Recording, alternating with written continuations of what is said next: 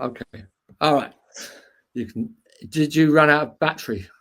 No, somebody fucking called me and everything just went to shit. And I don't know how to turn my phone off so that, I mean, I don't get phone calls anyway, so we should be all right.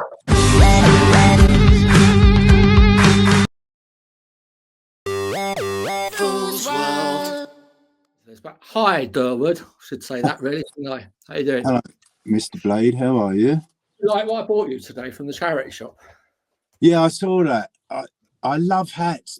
And I thought these goggles are very you. Yeah, they are. Yeah. I think it's a bit big for me, this hat. I don't know. That's It's only £3.50. I thought. Oh well, that's a bargain. Yeah. She said. I said, I don't know why I'm buying this, but I've got to. And she said, well, if you're going to any festivals this year, it might be good. Actually, I am playing one. I might wear it. But really, it's for you. Do you remember Noddy Holder had one of those tartan one with mirrors on it? Yeah, of course. Yeah. Of course. Yeah. That was good. That was fucking neat, wasn't it? They used to wear some crazy things, Slade, didn't they? Oh, brilliant. Yeah. I wonder why he did that funny fringe, Dave Hill. He had that kind of wanky, kind of nerdy fringe, didn't he? I think he was combing the back over the front. I think that's what it was. What, premature baldness at 25 or whatever he was? Yeah, I think so.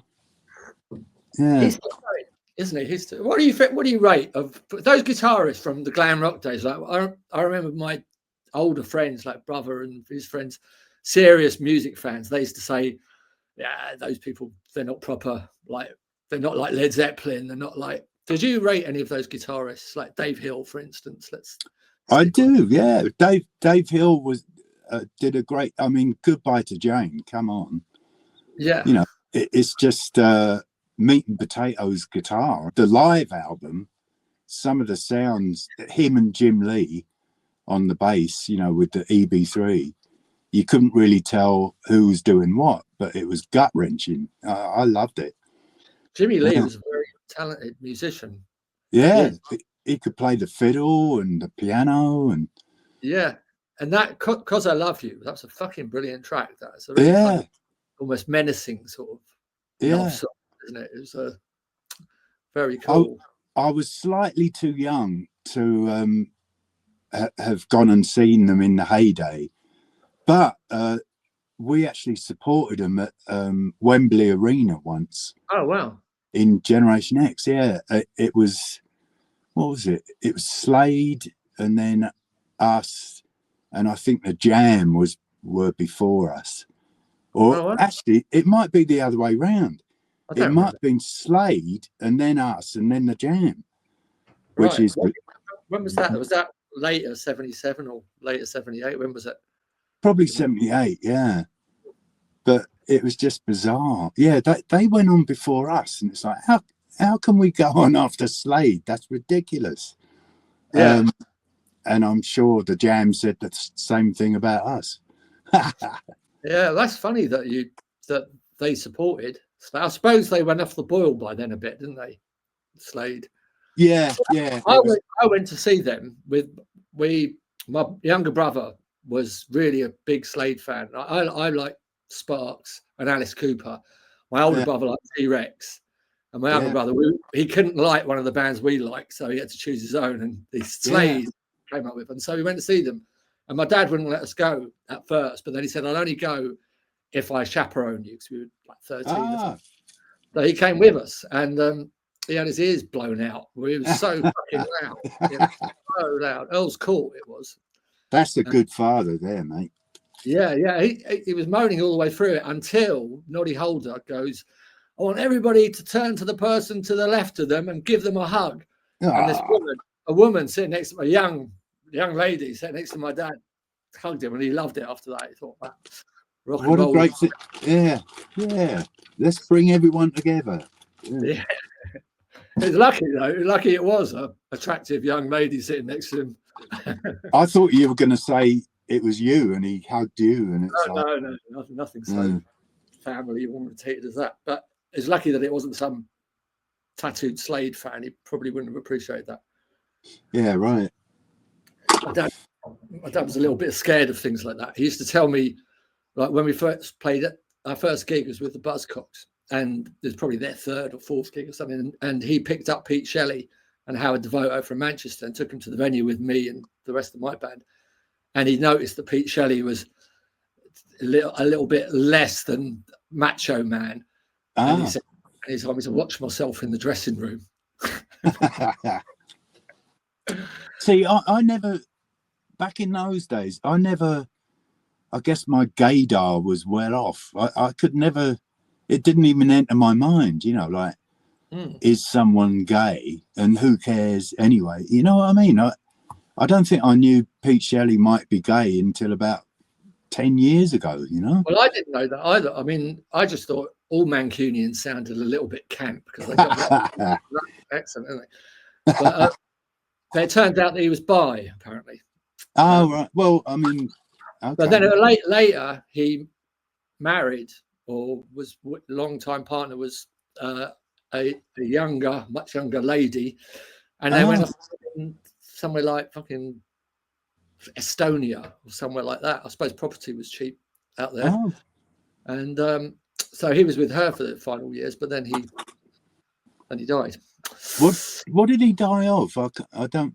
Was it? I'm not sure, actually. I'm not sure what it was. It's funny because I think I saw a recent Buzzcocks thing with the guitar player singing now, Diggle, and he sounds exactly like Pete Shelley. I thought. I don't think so. He sounds like a building site replica, like a labourer's type replica of the singer of the Buzzcocks. To me, it sounds a bit heavy. Oh, so I thought anyway. You've gone. Plug it in.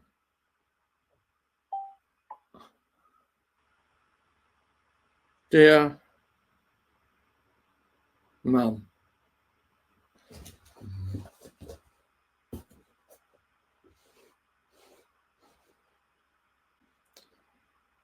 You're right.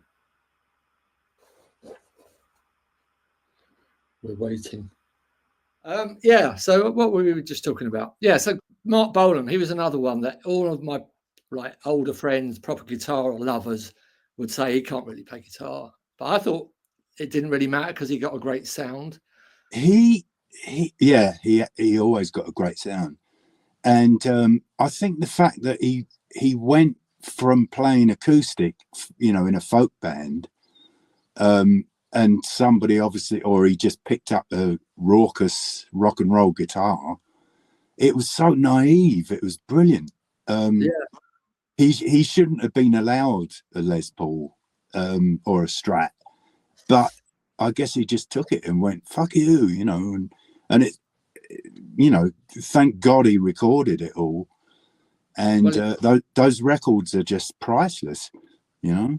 I think the sound he got, obviously, in the studio was better. I've heard some live stuff. I mean, you can't fucking hear anyway because girls are screaming, but yeah, it sounds terrible, you know. It doesn't sound like the great guitar sound that Tony Visconti got on Slade, all of that. But I mean, I thought I'm like him. I'm one of those guitarists that can sound all right as long as I don't have to do anything too technical and it's done in the studio. Yeah, no, you're good. Yeah, you could. Well, you know, half of the not problem, but half of the thing is the ideas. And if you've got no ideas but you can play really well, that's true. It sucks.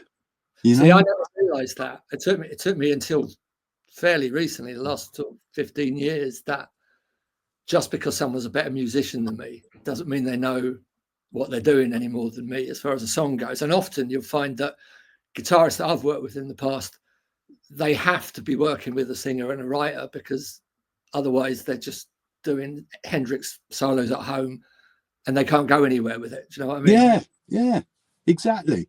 Yeah, I mean, a good guitarist has to bounce off the band and particularly the singer. I mean, so many great solos follow the tune of the vocal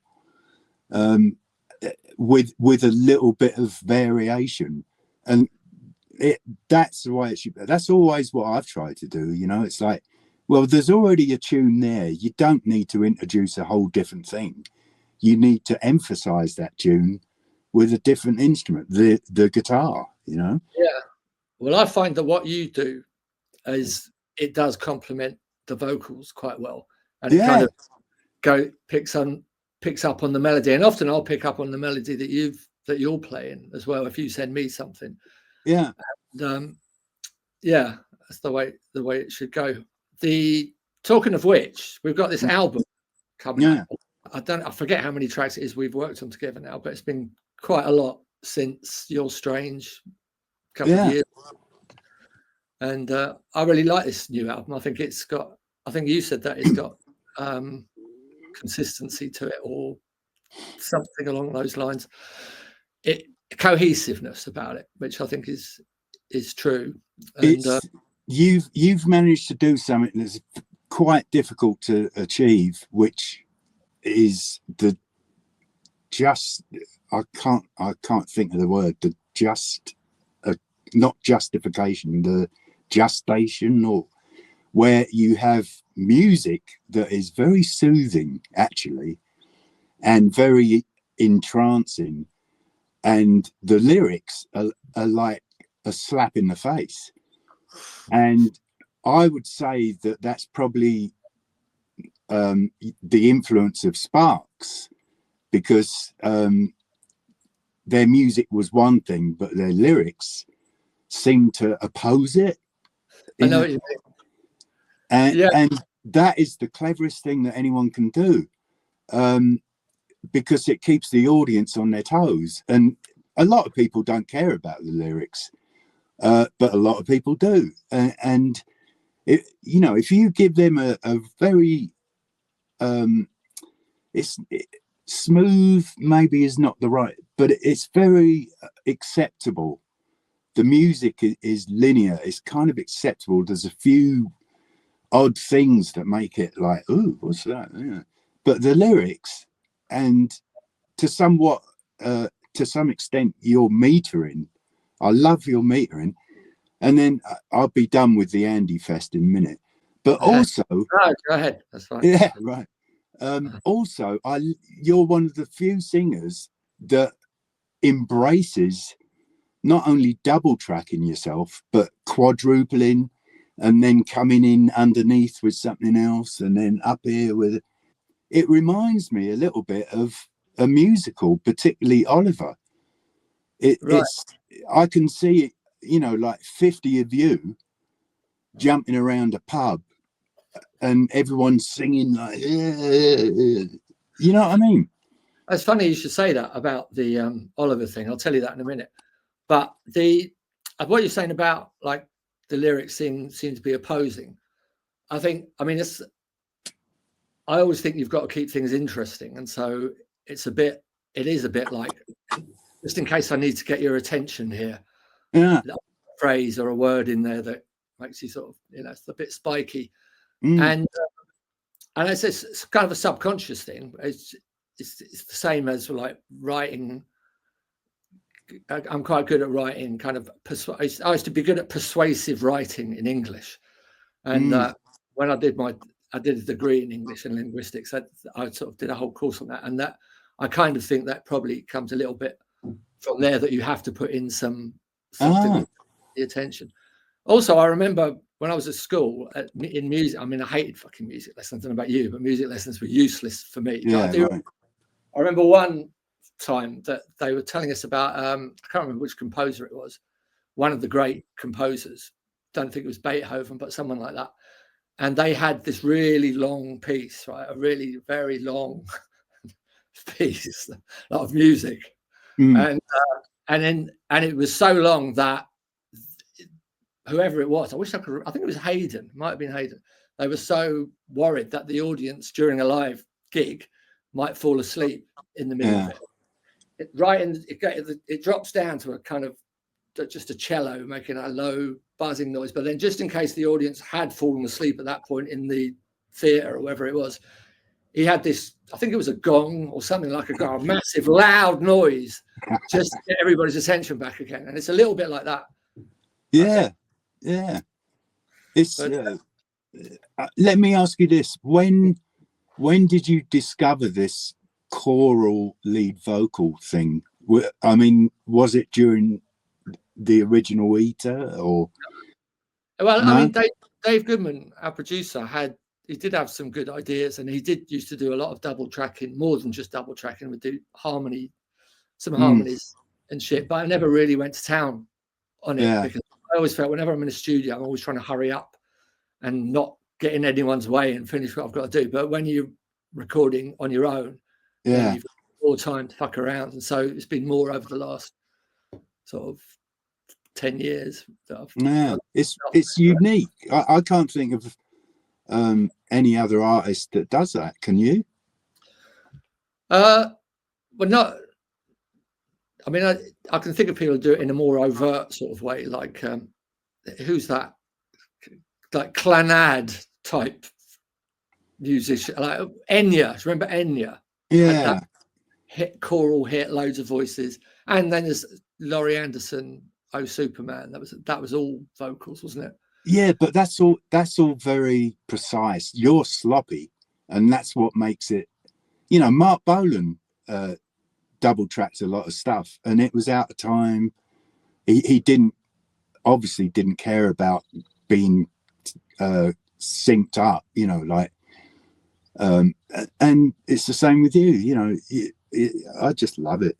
I always think the overall thing, I'm always in a hurry to get to the point of the song kind of thing, and so all the technical things, you know, I think I'll fix that later. And so that the vocal sort of thing originated with I'll get rid of that one later, but then didn't.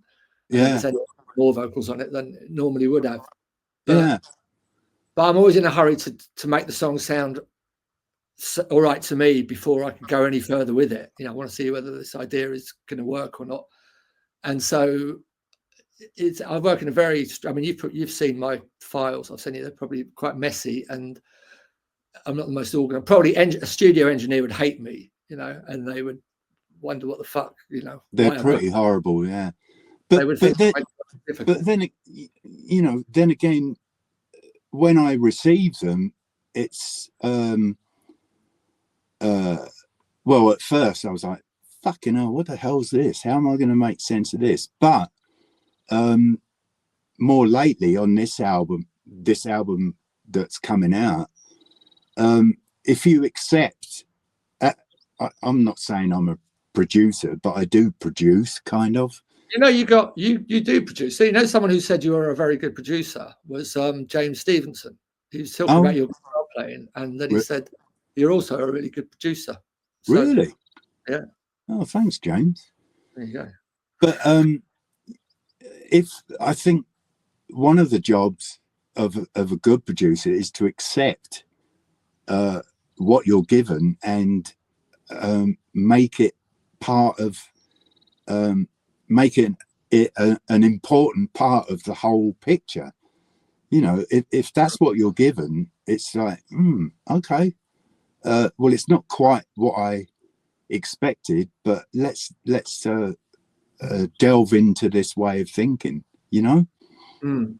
I love producers like Visconti, who obviously spent a lot of time doing what they're doing and got to know Bolan and Bowie, etc., and sort of worked off each other. But I also like the Queen producer, Roy Thomas Baker. I mean, he did. I mean, that's another lots of vocals, like and I really love stuff that he used to do.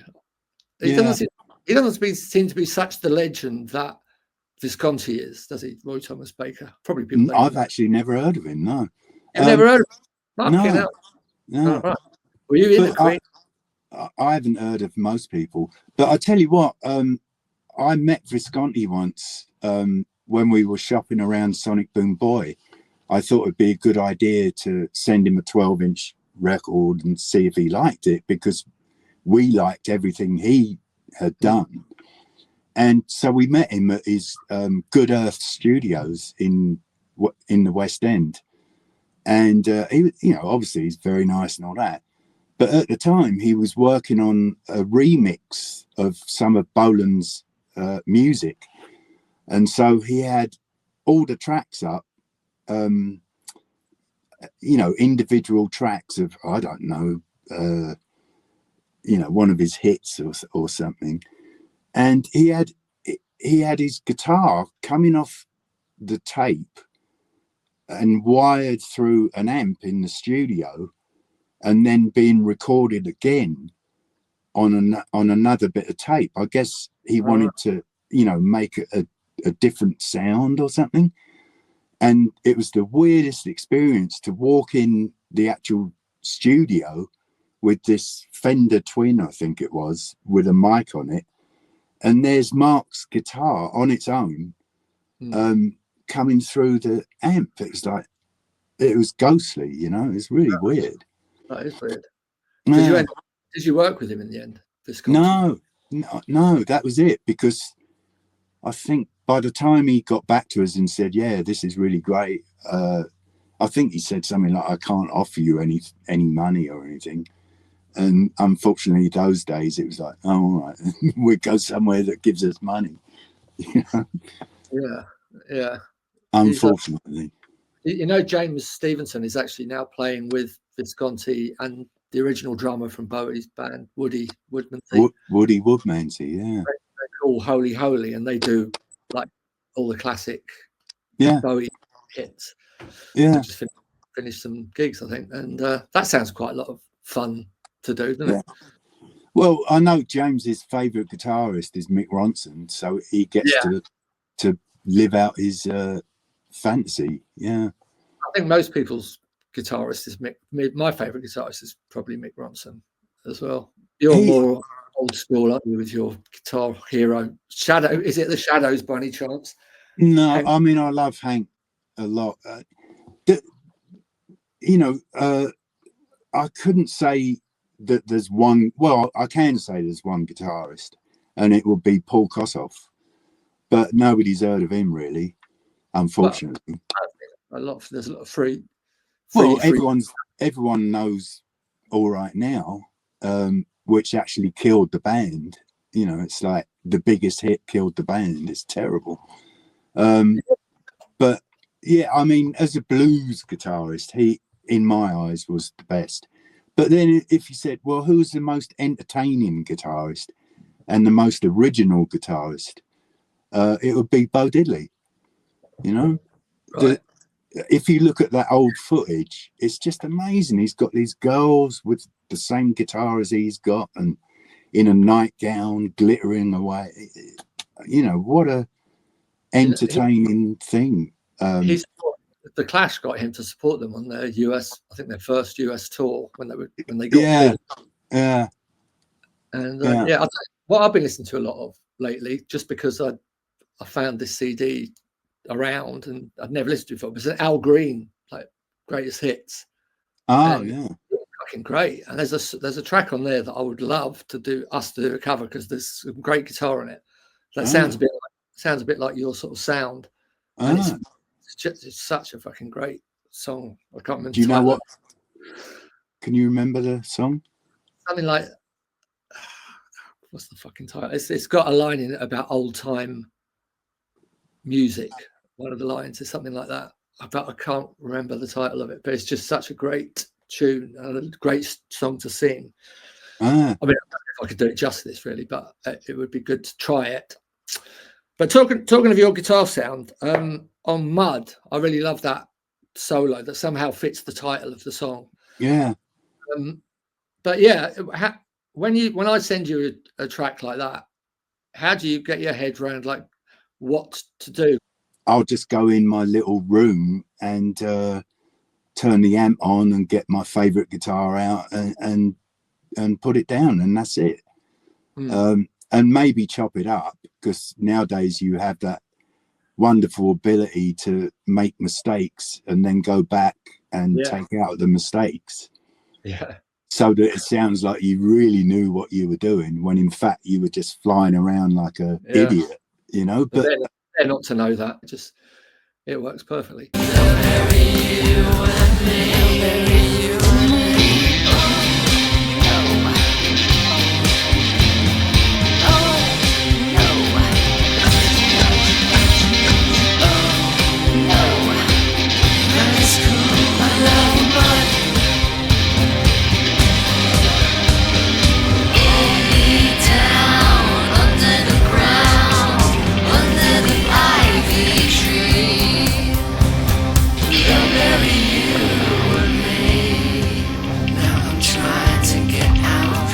jumped right in. Now I think that I'm stuck in the mud.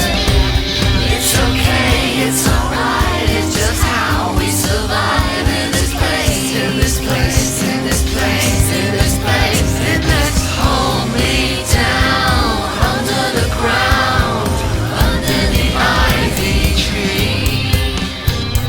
Yeah. When I send you a track like that, how do you get your head around, like, the first time someone's properly sent me a song that I was going to properly do something with, you know, I thought, oh no, this is actually going to be more complicated than I thought. And then I thought, what are you expecting, and all that kind of thing. And then I thought, oh fuck it, the best way to do it is just do it as if it's, you know, I'm allowed to do whatever I like. Right. And it came out, and you know, I think it works. But how do you, when I send you something that's got just rudimentary guitar on it or no guitar, how do you get your head around it? Well, I don't know if everyone does this or can do this, but if I listen to something enough, then it becomes obvious what needs to go there, and it's just a matter, I already hear it, and it's just a matter of getting a decent guitar sound and figuring out what is in my head. So when you send me something like that, I'll play it 20, 30 times, you know, just when I'm doing the dishes or something, and it becomes obvious what needs to go there. And literally, I'll just go in my little room and turn the amp on and get my favorite guitar out and put it down, and that's it. And maybe chop it up, because nowadays you have that wonderful ability to make mistakes and then go back and take out the mistakes, so that it sounds like you really knew what you were doing, when in fact you were just flying around like a idiot, you know. But they're not to know that. And you know, God forbid if you have to learn it to play live, then you're in trouble. But talking about solos, when I started rehearsing that last album set with a band, and the guitarist, I told him to learn your solo on You're Strange, because it's such a classic solo that I didn't want to just fucking. It's that's a good example of editing, because it sounds like I'm using a guitar with a whammy bar, you know, it's like, but I'm not. It's all fingers bending, and I knew what key the song was in, so I thought, okay, well, I only have a certain amount of notes that I can play, but I can bend up to them and I can bend down from them, and so I'm just going to run a whole fucking 2 minutes and just do whatever I want, and then go, oh, that's a good bit, oh, that's a good bit, and join them together. And that's how that came about. I guess it's cheating, but that's what was in my head, and that's what I wanted to achieve, you know. It's just, obviously it just seems to fit so perfectly.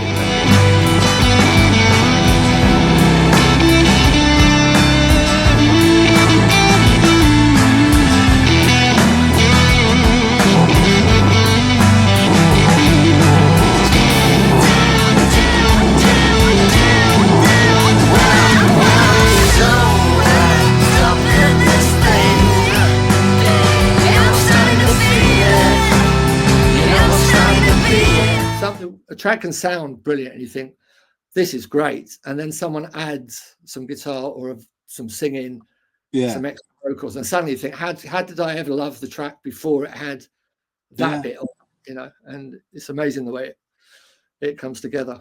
I think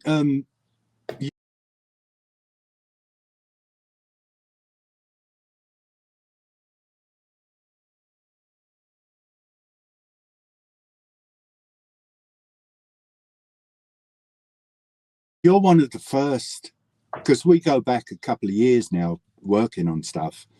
The idea of collaborating with anyone was like, no thanks. You know, that means meeting people and possibly jamming, and no, I don't want to do that.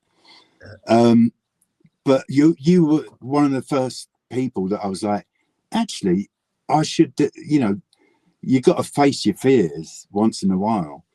And it was like, well, we had a few rough spots early on where it was like, what the fuck is he doing? You know, blah, blah, blah, blah. Yeah. Before I really understood that, wait a minute, this is his thing. And I should shut up and just let him do his thing. But I know what it's like. I mean, I've got a lot of sympathy for that. Basically, we had that, it was London Loves You, which was, it was both of our songs. So I never consider, you know, I'm always a little bit wary to put too much of me the way I would have done something if I've co-written it. And because it came from you first, then. Well, that was the first thing we worked on, wasn't it? Yeah.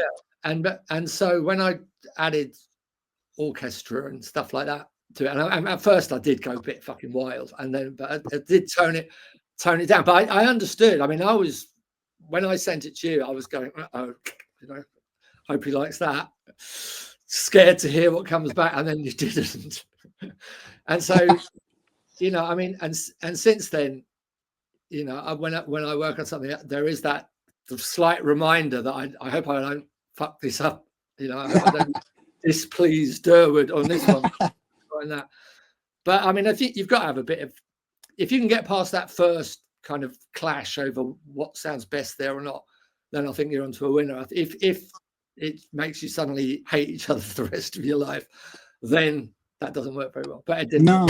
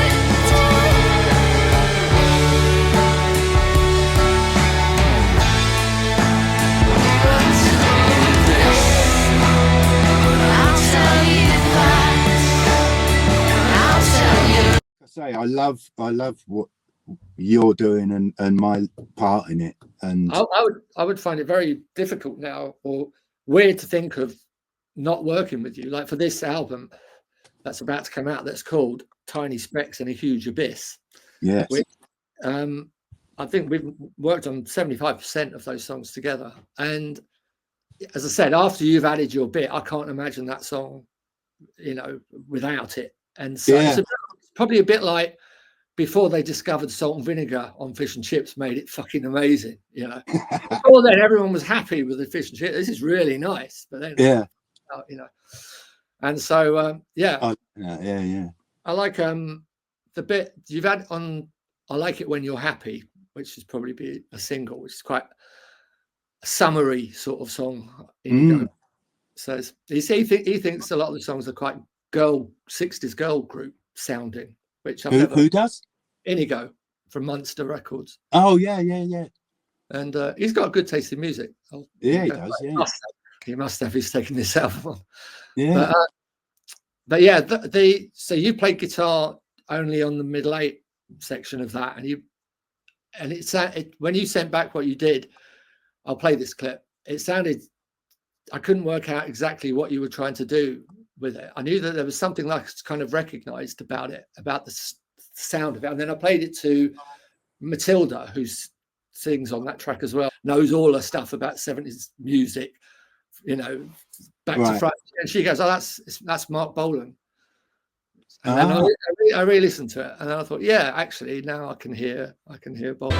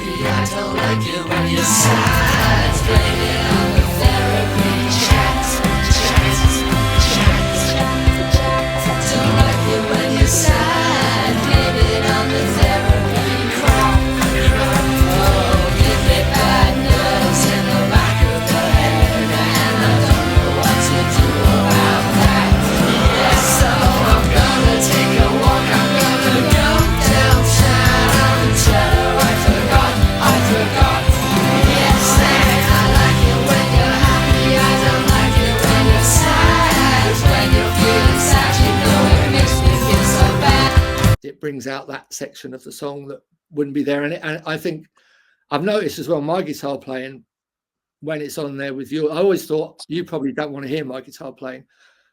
And so I've always been a bit coy about that. But listening back to some of the tracks, it actually sounds really good. I agree. And I would prefer not to have any competition because it gives me more space. But I find that what you play it doesn't get in my way, you know. It when I'm thinking, it sounds like like you said, it sounds like it should be there, and it's fine, you know. It's not a competition, but I do make sure I get a totally different sound so that it's not confusing, you know. Yeah, but you get some very, I don't even know what the right word to describe, like the sound on Fat Pig, for instance. If the track is called Fat Pig because that was the sound that you thought the guitar was making, or the sort of vibe you got from it. And I called it Fat Pig just until I'd written lyrics and thought of a better title for it. But then I just couldn't change it again because the Fat Pig seems to work for it. And that sound is so, it's like having your face shaved off with a cheese grater. Well, after I because once again I probably played about a minute of guitar, and it was Slade, I think it was lap steel through a Marshall, and so it was really difficult to control, and that was the only bit that I thought was worthy of keeping. And after it was placed where it was and all that, and hopefully you play this so people know what we're talking about. I thought one of the great guitar things that Johnny Marr ever did was that and it does sound like a Fat Pig.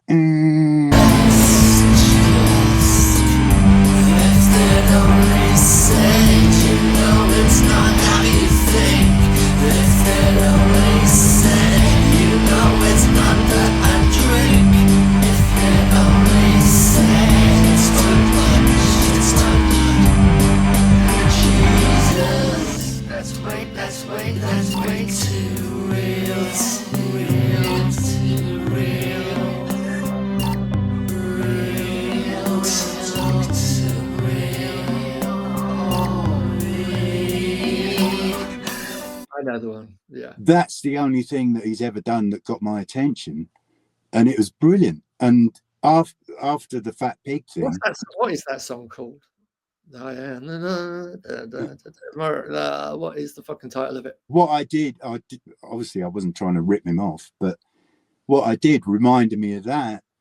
And it does sound like a Fat Pig. It's that, yeah, and it does seem uncontrollable. Yeah, it was about that sound. Yeah, which is, it's almost kind of scary sound, sort of the sound that you might hear before the devil enters the room. It would be good to put it on an alarm clock, you know, waking up to that. And then that solo that you put, I really love the solo on the title track, a Tiny Specs track that I'd written and put quite a bit of guitar on that already, and then I asked you if you would add something to it, but I didn't. I thought all my guitar might put you off a bit, but you did this amazing guitar solo.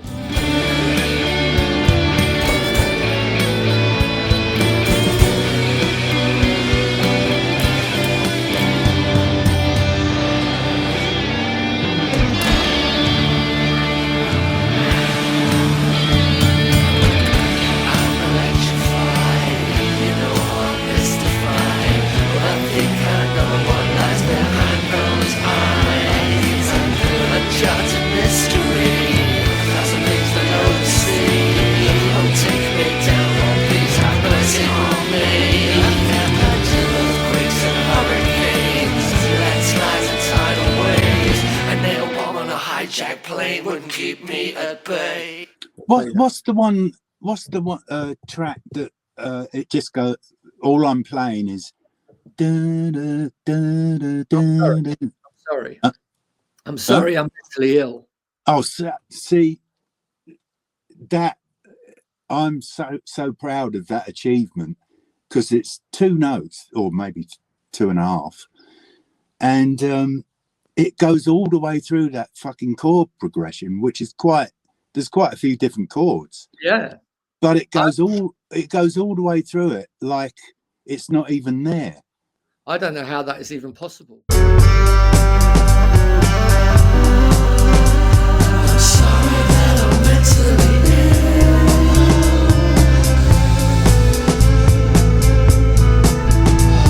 I'm sorry that I'm mentally ill, and I already told you that. Is it a fact that I've gone too far from this place we're hiding? Do you think it's cruel to see them choking on their own, gaslighting as a matter of fact? Oh, I think that by the time you find this little token with his lit shut, It works so well as well, and it's like, it reminds me a little bit of that guitar riff on, I know they're a bit of a cheesy band, The Police. Every breath you take is that track. Right. I'll be watching you. That one. That. Yeah. It sounds a little bit, to me, it reminds me a bit of that. That just keeps. I like guitar lines that just keep repeating. Yeah. When it came to the time of choosing, because I'd already done a mix of that. Yeah. Of sort of a different mix, but the same guitar. But I really loved your mix, and so they're both. Side fuck it, put them both on there. The best music to me is the simplest, unintellectual music. It's just feel. Yeah. And why put 100 notes in 8 bars when, if you found the right note, you could just put one. To me, that is more effective. That's a huge achievement. Yeah. Because it's easy to put 100 notes in 16 bars. For example, a good example is the solo Pete Shelley does on Boredom. Yeah. That's such a great 2-note solo. Oh no.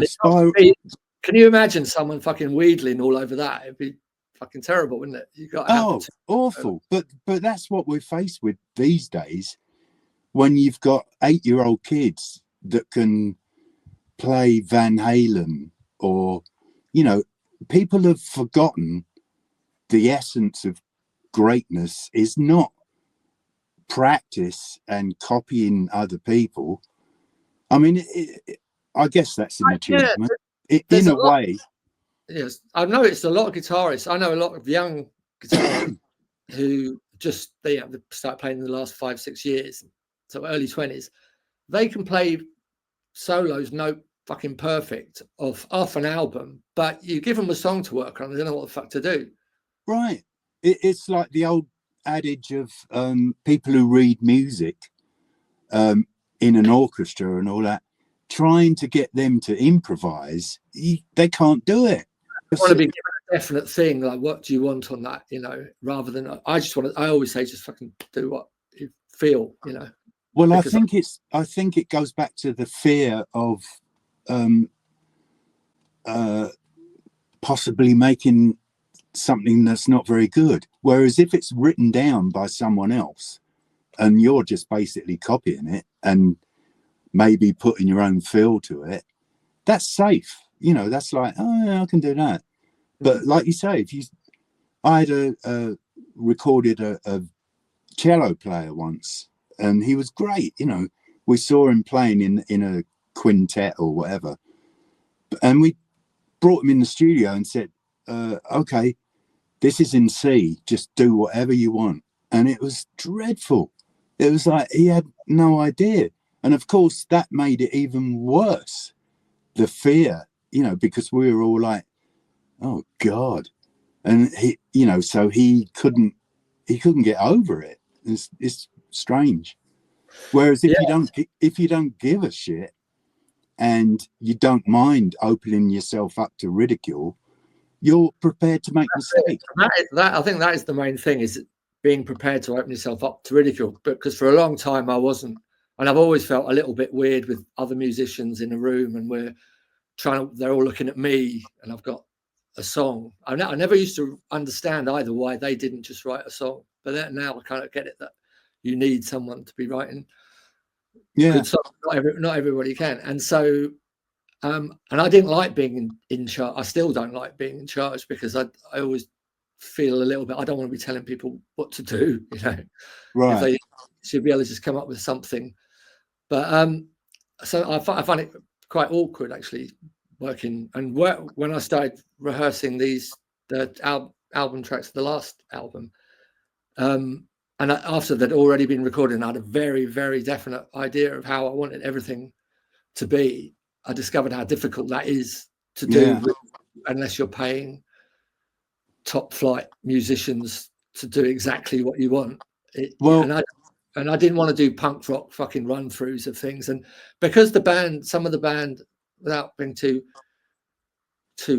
condemning of them, some of them just seemed happy to do anything. They, after one fucking rehearsal, well, let's play next Saturday. And it's like, we're fucking 3 years away from it at this stage. And, well, I'm not sure. Yeah. That's interesting. That's good, though. But you mentioned, I think for the first time, and we've been talking for a bit, you mentioned money. And, you didn't want to pay top flight, blah, blah, blah. I just can't. I'm happy to. Yeah, if you had it, yeah. But that's, I always wonder, like, when these big stars do collaborations, like, oh, let's get Slash to play on, this or that. Is it money based? Does he get paid, or is it like us and everyone else I work with? It's it's just an appreciation of someone else's talent that you can't do, and you trade. You say, all right, I'll play guitar on that. And like you, I said, the other week, I said, well, could you make me a 1 minute video? Because I can't do that. And you did it. And money's got fuck all to do with it. That's right. Although, and maybe it's because we've had no money for so long that it's not important. In the creative process, not in the creative process, it's not. No. You'd still be doing it anyway. But I think in those sort of situations where there's, say, one successful band that's invited Slash to come and play guitar, I think Slash would probably do it for nothing, but they probably have enough money to pay him at least all expenses and whatever anyway. Yeah. As in like thousands of pounds worth of expenses. You know what I mean? Because if I had like millions in the bank and you did the guitar on a track that I was working on, I would probably think nothing of, even if you said no, don't, it's all right, I'd still probably, you know what I mean? So it probably works a little bit like that. Maybe sometimes they do it for nothing. I don't know. I wonder if that were the case, I wonder if what I played would be any different. I don't think so. If you were, while I was plugging in my guitar to play on one of your tracks, if I suddenly got a ping on my phone saying you've got money, it is 10 grand, would it affect what I play? I wonder. Let's try that. Yeah, all right. So I'll change the subject completely just for a second, because you just reminded me of something about money. Did you meet Ray Stevenson, the photographer? Yeah, I know who that is. Yeah. Right. Well, he was quite a good mate of mine, and we hung around for quite a long time, especially during the 80s and 90s. And great photographer. Yeah. Great, he's a good photographer. Yeah. One day he phoned me, and he'd rigged up the sound of a kind of jungle or something, like hissing and like noisy. It's a foreign place sort of sound in the background. But I didn't know this. I thought he was phoning for it, because I knew he goes to the Far East quite a lot, like Thailand and all that. So he'd gone to Vietnam. I knew a trip was coming up. I didn't know if he'd gone. But anyway, he claimed to be in Vietnam and he said that he's been arrested by the secret police for taking pictures of something he shouldn't have taken of, and he needs 10 grand to get bail so he can get the fuck out. Wow. And he said, can you lend me it? And I didn't, of course, I didn't have 10 grand, but I did have a mortgage on a house. So I thought I could probably borrow. And so I quite seriously said, that's fucking terrible. How are they treating you? How are you eating? Are you ill? And blah, blah, blah. And he put on this act. And so I said, I'll speak to Emma, I was married to it, and see what we can do. And then he didn't tell me till about 2 days later, after I'd been fucking searching around how to borrow 10 grand, that it was a joke.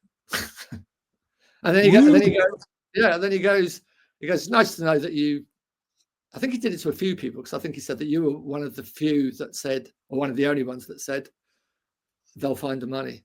Wow. That's a nasty thing to do. It's a bit weird, isn't it? Yeah.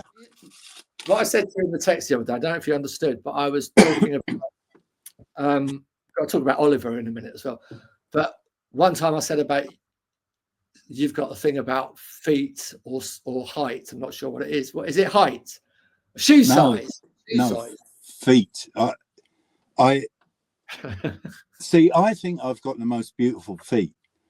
No one else agrees with me. My wife thinks they look like Flintstone feet. But get your foot out. I'd put me back out if I did it. I'm in the truck, man. But I'll send you a photo later. I'll send you a photo. You can edit it in, right? You can start an OnlyFans. But here's what's weird about my feet. They're webbed, because I was born with webbed hands and webbed feet. And when I was 6 months old, I don't know if you can see, but these were up to here, right? And I had to have them slit down, and a skin graft and all that kind of stuff. At 6 months old, man, I was chucked in the hospital. I was thrown in the hospital, and I remember this at 6 months. My mum and dad walking out of the hospital, and I'm like, what the fuck? Where are you going? And I ended up in a cast, up to my shoulder, because I was only that big anyway. Yeah. So you're a freak. They should have hung on to it and fucking gone to the circus or something like that. Yeah, thanks. Yeah. And of course, going through school, because you can still, this one grew up a bit, because what they did is they put a cork in between these two fingers and hoped that the skin didn't grow back up. But on that one it did. Can you see that? Oh right, fuck. And here's the weird thing: where they took the skin from was my belly, and when I hit puberty, I started getting pubic hairs on my fingers. Freaking me out now. No, I know. I don't talk about it much because it's it's a bit of a sore subject. But you mentioned feet, and so I've got webbed feet in the same two toes. If that were my toes, these two are webbed. But that's apart from that. That would have affected your guitar playing, wouldn't it? Yeah. I couldn't. Well, I don't know. Yeah. You just had to strum all the time. Well, I had a choice. When I was 21, I was allowed to make my own decision whether I wanted to cut that down. And I said, no, I don't want to do that. I mean, I'm playing guitar now, and this is fine, Yeah. But yeah, I love feet. I think feet are funny. And there's a few movies where feet are featured for a while, and it just cracks me up, especially big feet, like unusually large feet, especially on a woman. You know that people have foot fetish. It is a thing to have a foot fetish. There are OnlyFans. Yeah, so you can go on and have your feel. Lily Allen talking about it. You're not. It's not a win. It's just an appreciation. I just think it's comedy. Yeah, it's not sexual at all. I you know, although I do like a good foot in a stocking or something. You know, that's I not thought you were going bad. to say something else then. Yeah, and a stocking. Yeah. Yeah, but it's funny what you say about what you remember about being a baby at 6 months old, because I swear I remember, right, when I was 6 months old, my parents went to the whole I already had several brothers and sisters before me, but I was just a 6 month old baby. They took us to Tunisia, and I was in a pram, you know, being wheeled along, and I remember clearly for years and years after, and still do. I remember seeing, you know, being pushed along, thinking those like Muslim women coming towards me with, you know, like little just slits for eyes and that whole sack thing, and I'd never seen that before, and I was a little bit scared of it, and I remember that, and I remember telling my mum that, and she said, "You won't have remembered that from 6 months old," but sure I did. Yeah, it's amazing. Yeah, I mean, I can't remember last year, but I remember. Being abandoned in a hospital, you know. Yeah. Weird thing, the memory. They say that if you that the memory is like a hologram, you know. So they did some experiments on rats' brains, and if you can take one, like slice off one bit of it, and it still contains all of the information that the rest of it. Yeah. There's sectors that are specialize in something, but you know, it is like a hologram. You see the whole image in just one little bit. Yeah. No one really understands how that works. That little poem I sent you the other day, I just love it. I can't quote it verbatim, but and it relates to your album, you know, Little Specks and all that. Is everyone's got problems every day. There's a problem to solve, and you know, if you've got the right attitude, you can get through it. But if I like to think of the big picture of everything, and that poem just summed it all up for me. You're a ghost in a meat-covered skeleton made of stardust, riding a rock hurtling through space. Fear nothing. I mean, that I love that. It's so basic, you know. It's kind of liberating in a way. Yeah, it's like, don't be afraid of anything. You're fucking sitting on a rock hurtling through space. Yeah, your chances of being here in the first place. Yeah, what's more frightening than that? Fucking hell. Yeah, right.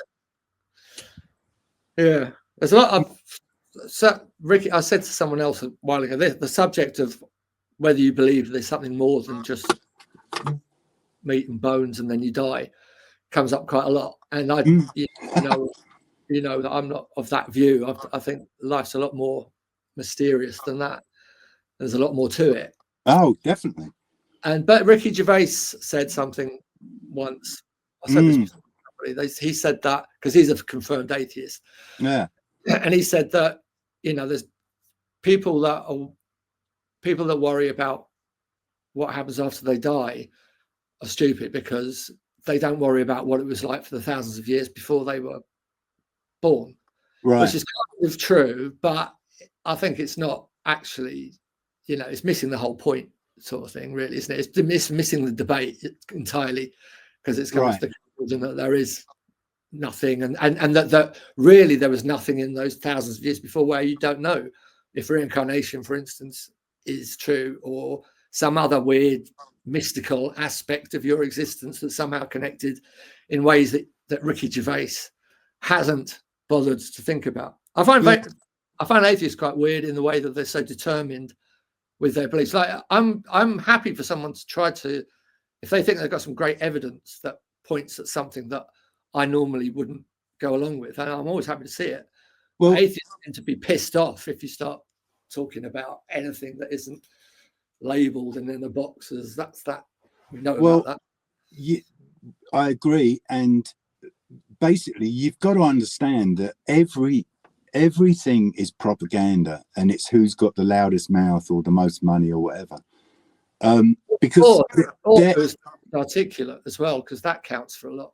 Well, people can talk really well, but they can talk complete fucking bollocks. And so, but the more simple people are more likely to think, well, they've said a lot of long words in that, so I'll probably believe them. You know what I mean? Yeah, but there's not one person on this planet right now, or in the past or future, that can definitively say there is a God. There's no proof. Yeah. There's not one person that can tell you what happens when you die, because there's no proof. There's, it's all faith and belief and propaganda. And the sooner you realize that someone else with an opinion is no better than you, is the more happy you become, you know? But like electricity wasn't even a thing to people before it was discovered. And so apart from lightning, yeah. And so, the argument that we know everything now, and so we don't need to look any further, just seems a bit stupid to me. But I'll tell you, the weird thing about Oliver is that because you sent me a text after you listened to the playback of the new album, made some comment about how it reminds you a bit of Oliver, or had evocative of that kind of thing, and how a good idea for a video, or you see us as Oliver Twist type characters in a video, which would work really well. But the strange thing about that, the reason that I said that's weird, I'll tell you about it when we talk, which I haven't told you yet, is that not very long ago, just a few weeks ago, I did a podcast with Luke Haynes from the Auteurs, who's a guy songwriter that I really respect, and he had a track, and I was talking, I said it's almost exactly the same thing, verbatim, almost to, I imagine that song with Oliver Twist characters, and I was talking to him, you as Oliver Twist doing this funny video dance routine with like a set of Oliver Twist type characters, and that's almost exactly what you said. Wow. Bit weird. That is, and I think I've thought about that, and I thought, well, it might just be plain coincidence, and maybe there's something more Oliver Twisty about me that I knew. But actually, I'm not so sure, because it could be that I've been in a situation where I've been tripping before with somebody on acid, and I've thought something, and they've picked up on it straight away. Right, right. It could be more like that kind of thing. It was in the air, and it drifted over to you, whatever. Well, yeah. I mean, that could be construed as evidence that there is more to life than meat-covered skeletons and buzzing through space, Well, yeah. I mean, I could go into instances of dead people recommunicating.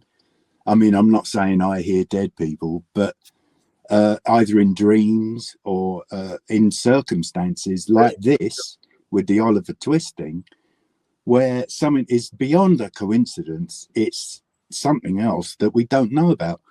And I think the whole point is we can't know about that, because if we knew for sure with evidence that there was a God or gods, and if we knew what happened when we die or before we're born, then the whole journey would be a waste of time, Well, yeah, it would be. I mean, it really, at that point, is quite easy for me to grasp. But for some reason, confirmed atheists don't seem able to evaluate that. Do you know what I mean? There seems to be. I think they're more closed off. And I hate that fucking thing that when they often say, "Oh, well, that's all very nice."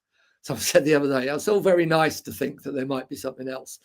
So it's very patronising, kind of, you're away with the fairies, lad, sort of thing. And it's I find that aspect a bit fucking irritating as well, because I'd rather it be, well, we both don't know, so let's have a think about it. Aren't you interested even in it? Yeah. I think, well, how can you not be interested? Yeah. So I think you have to be open, and what their philosophy is, I guess, is a complete denial. You know, they have made a stance that no, or is that agnostic, atheist? I don't know, but they're making a choice that I think agnostic is open. I think atheist is we've made a choice. Yeah, well, why make a choice? You don't have to make a choice. Yeah. But it's not. It's not even just that. It's like, why wouldn't you be interested? Yeah. Because it just seems too. But then again, I can all sorts of things, like certain music that people don't love. I don't get it. Why don't you love that? I suppose it's all down to the way people's brains are wired. Well, if you look at what is successful, it's once again, it's propaganda. It's how you hear something. If you hear a track that's a commercial for dish soap, and you hear it enough, you're going to go, "Ooh, I really like that," and you start singing it. And then, if you really like it, you'll research who it is, and then you'll discover a whole new band and all that stuff. But yeah, remember the first time we spoke, probably after we connected on Instagram, and then I said that I really liked that song, and then you were going to send something over. We spoke before all of that, and I remember saying to you that you said to tell me a bit about yourself or something like that, and I couldn't think of anything apart from I think the world is a lot more mysterious and stranger than people say, and I'm not sure I believe in death. I think I immediately went to that subject, and I remember you and I thought, you're in California, so probably part of that. I didn't know you well enough. I thought maybe part of that lefty, we don't believe in stupid things like that anymore thing. But then you were kind of, well, that's the same with me, and I thought, oh, good, this is a good start. Do you remember that? Yeah, vaguely. Yeah. Yeah.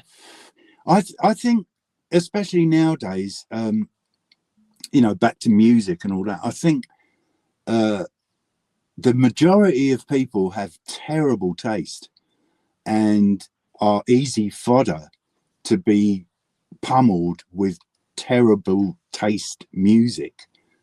As long as it's a formula that they don't have to think about, it's just like, oh, yeah, I like that. Which makes our jobs as independent rebel musicians very difficult, because you've got to find people with good taste, and I don't think there's many. Well, that's just it is strange, and I find that Taylor Swift kind of popular stuff to be like supermarket kind of music. All those acts, they all sound like they're nice enough. Some of the songs are all right, but it's also kind of it's boring, really, isn't it? It's very soulless is what it is. I tell you what, one of the things I really think destroyed a lot of creativity was the old days of sampling, where you would take something like a Taylor Swift song and take 8 bars of it, and it was good, it had a good groove or a good chord sequence or something, and you would take that and you would put a whole new idea on top of that. But then they killed that because of fucking money again. You had to pay, what is it, Sting makes $5,000 a day from P. Diddy because he sampled blah blah. Yeah, it's like, okay, I understand that, but it really has killed. It has. It really has. I don't know where all the money comes from. It's like for P. Diddy to be paying Sting $10,000 a day for that sample he used on what I think is his only hit he ever had. I'm sure he must have had others. But how is there so much money in it that you can pay someone $10,000 a day? I mean, how much money are people fucking making? And how do they make so much? Well, I know that I don't know too many successful people, but I have heard that there is so much money. If you've written a song and it's become a standard, just stay on the couch, you know, I don't mean, do anything. Is he still making 10 grand a day from P. Diddy? Yeah, I saw it the other day. I think it's 2 grand a day actually, but even so, you know, Well, I mean, that's a fifth of my annual income. You know, how is that happening? That's what I want to know. No, obviously, there's no record to buy anymore. So, but people are they're just publishing off. publishing. It's all. Yeah, it's all to do. If you've got your name on a hit, then you know you're laughing. Yeah, I met the mother of the guy that wrote that. Back to life, back to reality. What was that? I don't know, but I know it. That song, which was fucking massive. Yeah. And he bought her, you know, this fucking fancy mansion around here, and I thought, fucking hell. Like, as far as I can remember, there was only that hit that I could. Soul to Soul. That's what it was. Oh right. But fucking hell. It's like all that money has eluded me, that stupid money that people seem to get. And even like people on social media, they seem to fucking, once they get, I don't know how it works anymore. You know what I mean? You used to know how presenters got paid by the BBC and you know that they got big salary or if they knew a less salary. But I don't know how these independent people that have just started their own social media, you know, talking about politics or whatever it is, they suddenly seem to be rolling in it. Yeah. And it's like, how does that work? Well, I think it's commercial money, isn't it? It's if you've got hundreds of thousands of followers, then the commercial companies look at it and go, well, there's an opportunity to sell some soap, and that's where the money comes from, you know. So it's the same model as the TV networks with commercial and streaming. I mean, how often have you wanted to watch a performance like, I don't know, like Robin Trower, you know, from the 70s? Oh, yeah, I'll look at that. And you press play, and then a minute later, it cuts to an ad because you haven't paid enough money to get rid of all the ads. It's money. There's Oliver Twist again. ABBA and Oliver Twist. Yeah, on that Oliver Twist note, in a review of Eater from last year or sometime, someone said, I come across as a kind of Fagin-like character. Oh, right. I think it's just because I was wearing a coat, because I don't like Fagin. He was nasty, wasn't he? Well, he had those gloves with the holes in them. But he did have a heart of gold. You know, he did sort of repent at the end, didn't he? To be honest, I don't know the full story of Oliver that well. You remember the guy that played Oliver, Jack? What was his name? The Dodger. The Dodger played the Dodger. Yeah. The Artful Dodger was Jack Wilde. Yeah.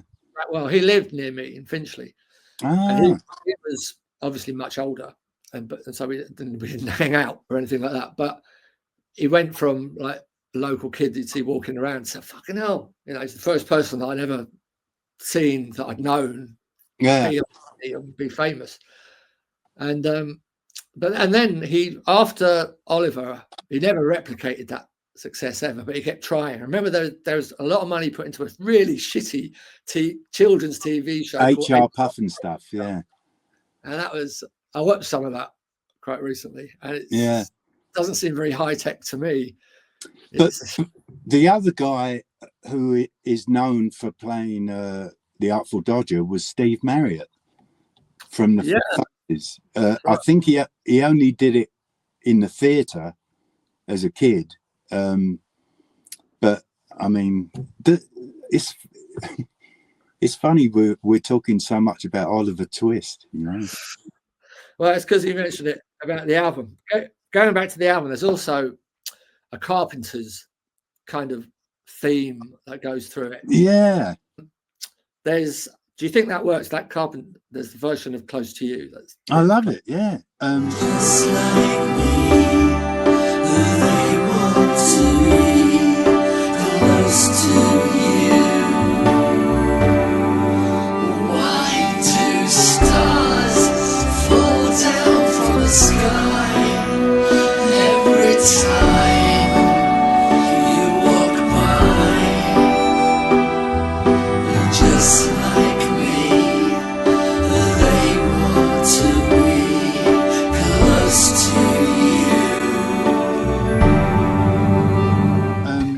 I'm a huge fan of their sound and their songs. Absolutely. And, you know, she was a fantastic drummer as well. It's That's what somebody told me. I didn't know she was a great drummer, but Oh. I loved her voice. I just once described her voice as it's like your mummy putting your arms round you. Yeah. She had like kind of nice velvety, great understated voice. I hate those overstate, like Cher. I fucking can't stand the way Cher sings. She has to overstate everything, but Karen was like understatement, which makes it a lot cooler. And there's that track called "Karen is the Drummer," which is about her and her brother. Yes, she was somehow an exception to the old rule. I know her love lies lonely, and I think she knows it too. Her cold eyes, sad eyes, sit at its exceptionally cruel. Very, very off the wall. You know, who would expect Andy Blade to be doing a version of Close to You? Close to You. I like the video where you used Alfred Hitchcock and birds. Birds, yeah. That goes well with it. Yeah. It is a great song. It wasn't the Carpenters that wrote that. It was Burt Bacharach. Oh, really? Yeah. Oh, yeah. I was going to say, there's also another snippet of there's quite a cheesy song, the Carpenters. Let's face it, they did quite a few cheesy songs. Yeah. But one of them was Intergalactic. Oh, yeah. Calling Intergalactic, whatever it was. Yeah. Right at the beginning of that, there's a snippet where it's like an alien talking. You might have seen that on those clips. Yeah. There's an alien phoning up a American radio show, and he's saying, "We want to make contact." And that's at the very beginning, I think, of the album version of that track. Now, when I was trying to put a credit to that bit, it wasn't part of the Bacharach song, obviously. Right. And the song on the Carpenters is just credited to Bacharach. So that bit is kind of loose, as far as copyright goes, I hope, anyway. And so it's a little All Hit Radio. All right, you're listening to All Hit Radio, and it's 53 degrees at 13 minutes past the hour. And right now on our All Request line, I've got Mike Ledgerwood on the phone. Hey, babe, what would you like to hear? We are observing your Earth. Listen, Mike, I'm sorry, babe, but we can't. And we'd like to make I'm sorry, Mike, there's contact with you. You look so different. I'm not myself, I'm somebody else. I'm not myself, I'm somebody else. I'm sick of being me. Oh, you don't need to try. I think you've got to have intros and things on albums, otherwise. I think this album is remarkable. It really is. Thank you. Yeah, it's you know, good luck with AI trying to replicate what you do, you know. Yeah, the unfortunate thing is that these days I don't think people care that much about the greatest song. If you wrote the greatest song in the world, which actually I think we've done, Yeah. it's not recognized like as, you know, maybe in years to come, maybe, but you know, like a great song like Without You, for instance, when it became #1 for fucking months, that was immediately recognized, as picked up as, you know, and made into a big hit. And these days you can write, I think if Without You was released now, if I wrote it, it would probably remain sort of niched away somewhere. Yeah, I think really. the other aspect to success is you've got to whatever you're doing, if you want to be really successful, you have to become a soundtrack of individuals' lives. You know, it has to touch them that much, and especially young people. You know, we go back to Mark Bolan and all that because that's the soundtrack of our lives. So I guess Taylor Swift is going to be the soundtrack future old people, when they're like 65, it's going to be lovely to go back and you know. Maybe people won't even listen to music. No.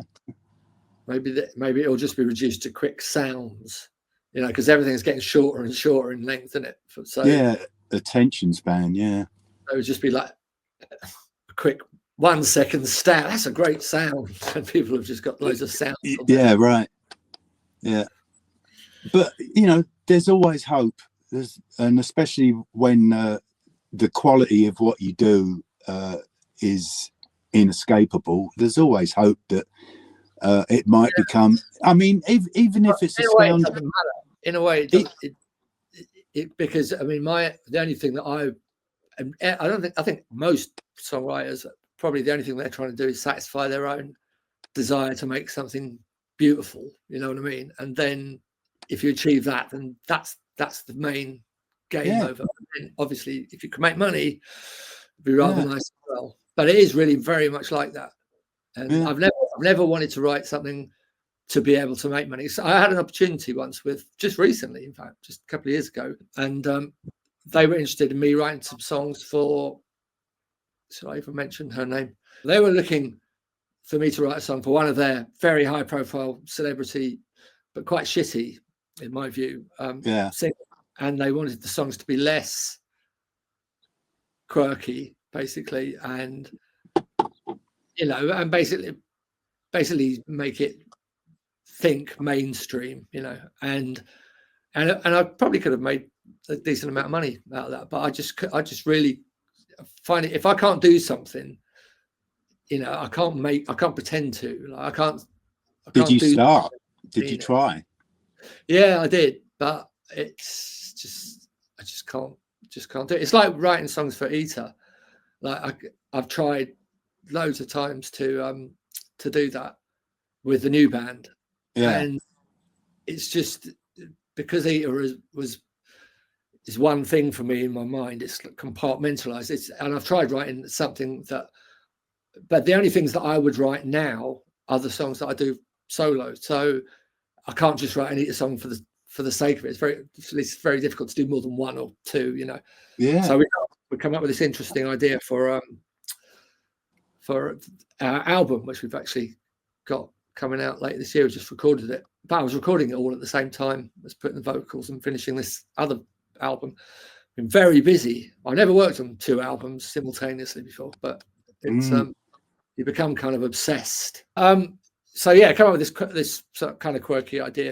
We've done this covers album basically of 1977 punk classics like Your Generation, God Save the Queen, and I'm Stranded, New Rose, and a Buzzcocks song, but they all sound like, you know, me now, all of those songs.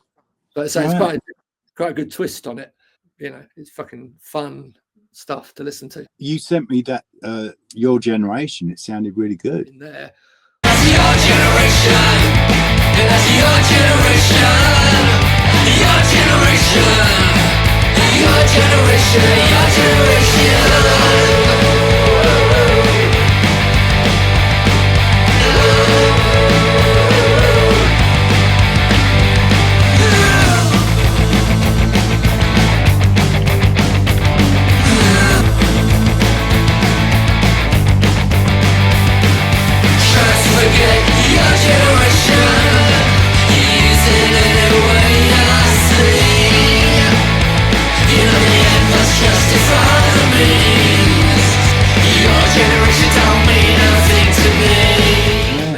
Fun doing that. I mean, I found that a lot of the songs have got bits in them that were missed at the time. Like, that's an obvious little hook you could put in there.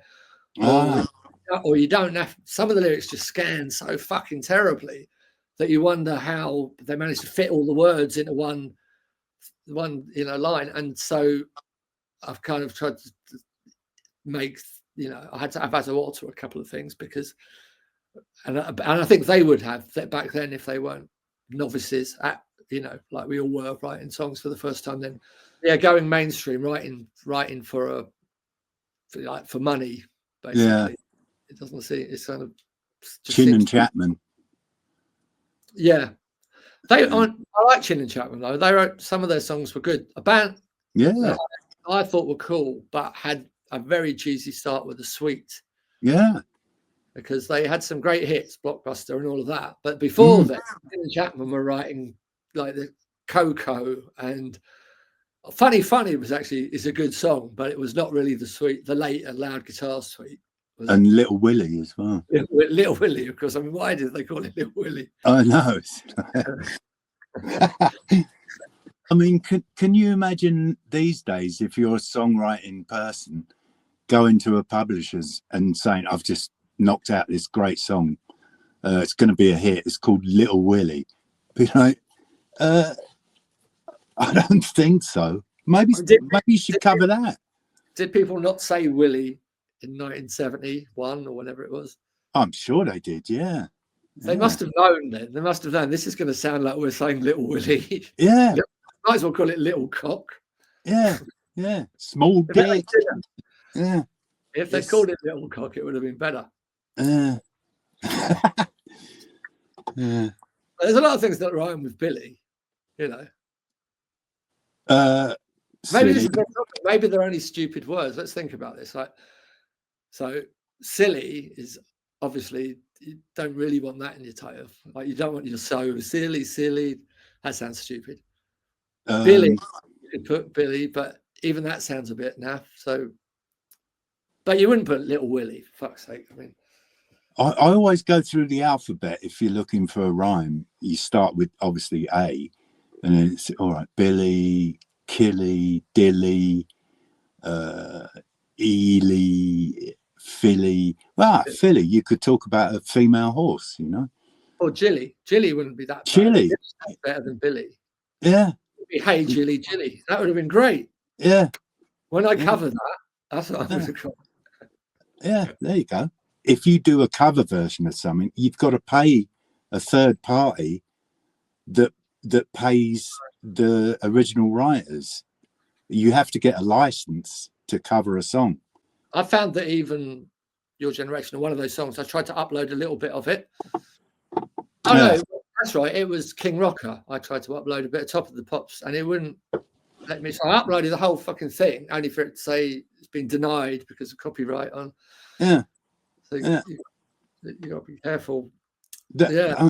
It's just a crushing of creativity, because sampling and cover versions were a great way to recycle what has been before, which no one can deny that music from 100 years ago has all been recycled, you know?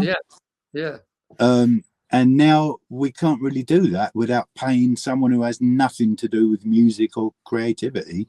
It's just a corporation that's collecting money and apparently dishing it out to the writers. But I've had songs covered, not big success things, but people have covered my songs. No one's ever sent me any fucking money, you know? No. Well, D. Toten Hosen did a version of Thinking of the USA. And I was on the album that sold loads. I don't remember. Did you get money for that?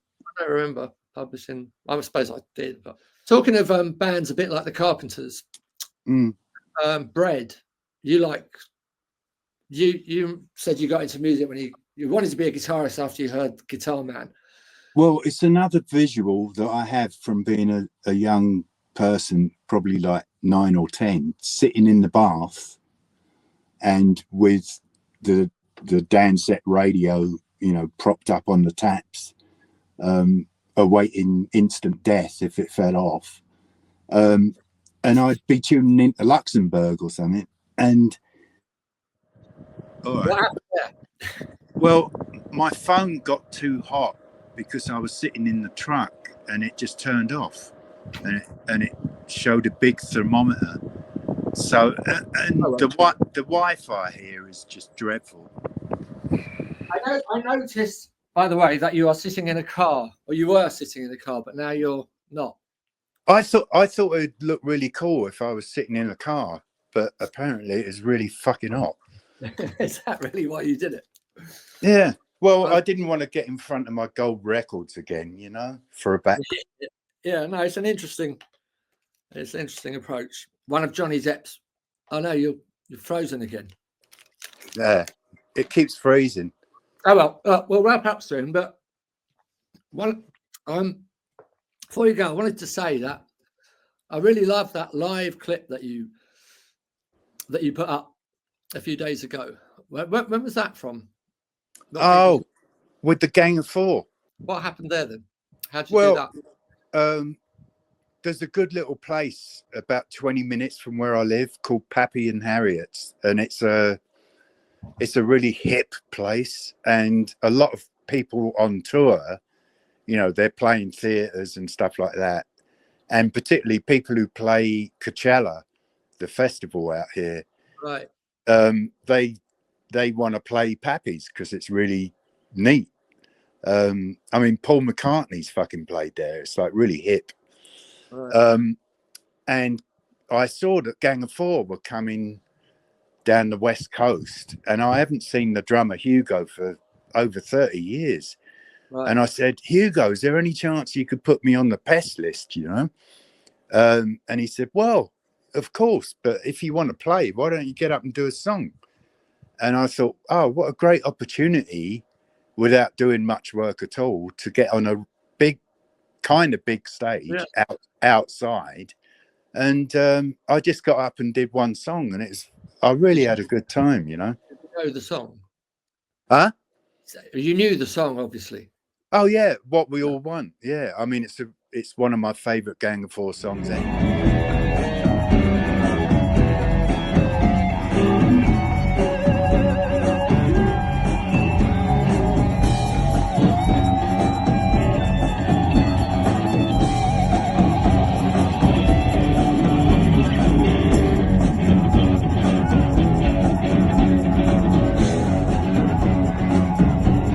You know, Gang of Four supported Eater in the F Club in Leeds once. Oh God, yeah, I remember the F Club. Yeah.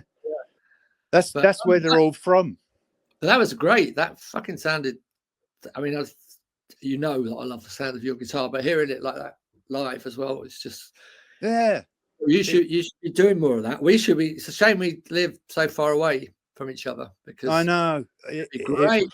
It really is.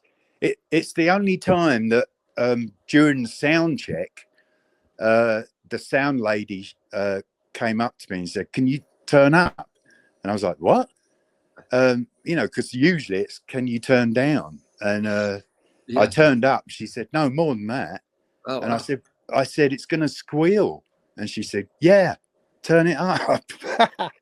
So it was really good. Yeah.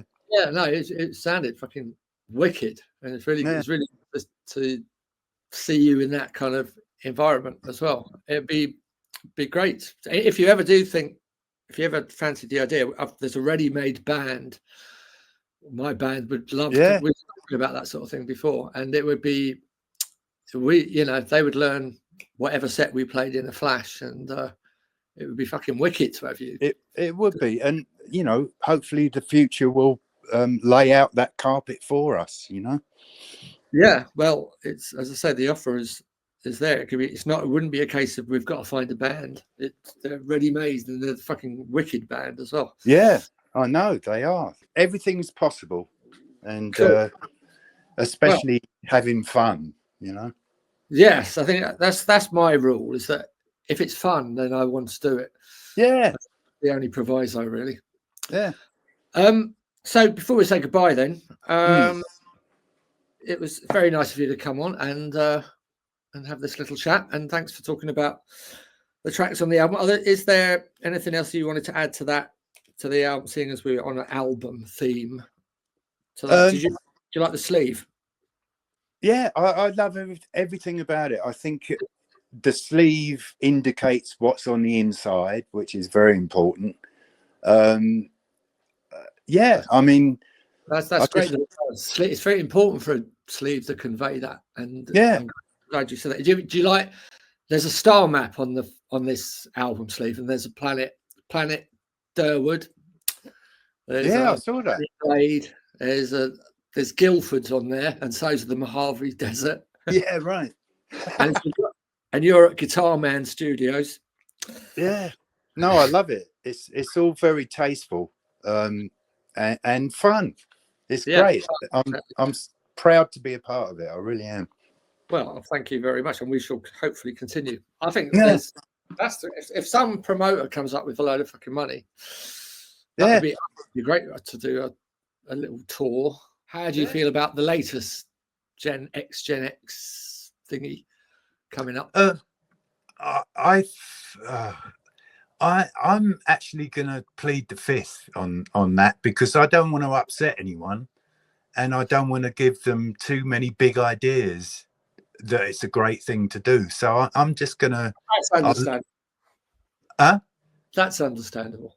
Yeah, I'm just going to leave it, because friends are involved, and the last thing I want to do is be nasty. So, or overpraise.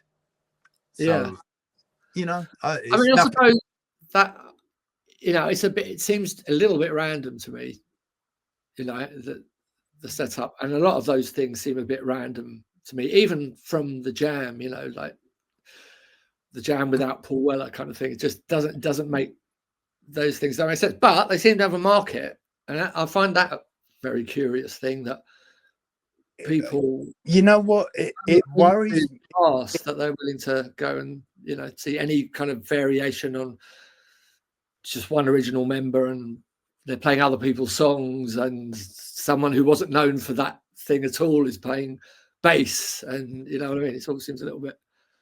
It worries. It keeps me up at night thinking about how we're talking almost 50 years ago. How these people used to be so creative and so risk taking and so just vibrant. And 50 years later, they couldn't have thought of anything else to do. It just, because it's not creative in any way at all, I don't think, to try and replicate your youth when you're going on stage with a walking stick. It's ridiculous. Well, it seems ridiculous to me, but I always feel mean when I say this to people that are obviously trying to defend that whole thing, because they seem to think I'm a party pooper who's, I'm not actually physically trying to stop anybody from doing anything. No, not at all. It's just my opinion. And I must say that I don't think you have fallen into that trap, because Eater is, in some way, is a brand, and it's a historical thing. But I don't think you've fallen into that trap, because you've been open to having new people with new ideas and a new way of doing it, and it works, and it is creative, and none of it was contrived either. I mean, we met and sort of got on with each other before any idea. And it was just an idea to try out, and again, it was just for fun. It wasn't for I wonder if the public will like it. I can give a fuck. Really. That lot. And it was just fun. It's fun to do. And again, if something is fun to do, I'm fucking right there. Yeah. And so I think it's very smart and very cool. We don't overdo it either. It's like we're not on fucking Blackpool shindig every year, and we're not. Right. Not at all. We're on at that now. And none of those horrible. I can't think of anything more dismal than a punk all dayer, with like bands like Conflict and GBH just bang, bang, bang, all fucking day long and night long. And I know. It's a bit like. Have you been to Rebellion? No. All right. Well, it's a bit like that. That's in a nice big, beautiful building, the Blackpool Winter Gardens, and you can kind of escape a little bit if you come out from one of the venues into the foyer bit, but it's still like a racket coming on from every side, and it doesn't matter what room you go into. Likelihood is they're going to sound just like the band that you were just watching in that room, and another band doing the similar thing, and it's all very kind of fucking tattooy and oily. And everywhere smells of piss. Yeah, and I don't know. I do find that whole nostalgia thing. I find it a bit contrived and not for real. And that's the same thing about, I can't do something unless I really feel it. And it doesn't bother me at all to be ostracized as I am from the punk mafia. Yeah. Well, that's the whole idea, isn't it? Once it becomes a mafia, you don't want to be a part of it. Well, exactly. Once you get banned because you gave away a free fucking pass, then you know you're not at a punk rock event that you want to be at anyway. So No. we'll say goodbye. Have a nice evening, and we'll speak soon, man. We shall do that. Text me if you can. All right. Yeah. And Love send me a picture. Bye. Send me You're back. Yes. Oh, am I back now? Oh yeah. I'll send some feet pics. Yeah. All right, man. All right. Speak soon. See ya. And Bye.